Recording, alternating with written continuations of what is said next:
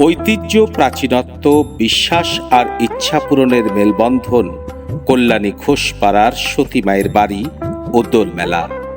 ডালিম গাছের তলায় ধ্যানে বসে সরস্বতী হয়ে ওঠেন সতীমা। ৩০ একর জায়গা জুড়ে চলছে তার মেলা। বহু দূর দূরান্ত থেকে মানুষ এই মেলায় আসেন।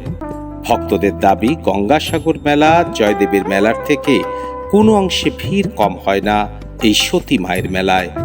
বৈষ্ণবদের কর্তাভজা সম্প্রদায়ের মানবী বলে পরিচিত সতীমা। দোল পূর্ণিমার দিন দেবীর পুজোকে কেন্দ্র করে সকাল থেকেই মন্দির প্রাঙ্গণে ভক্তদের ভিড় লেগে যায়। মন্দিরের কাছেই রয়েছে হিমসাগর।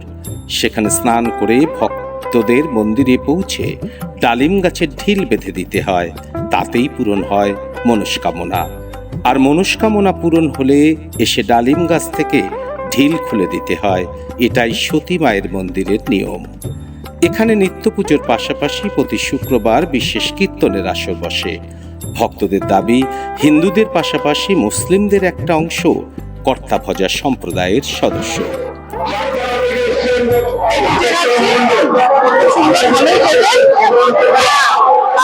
ভিডিওটা আমরা এখানেই শেষ করছি।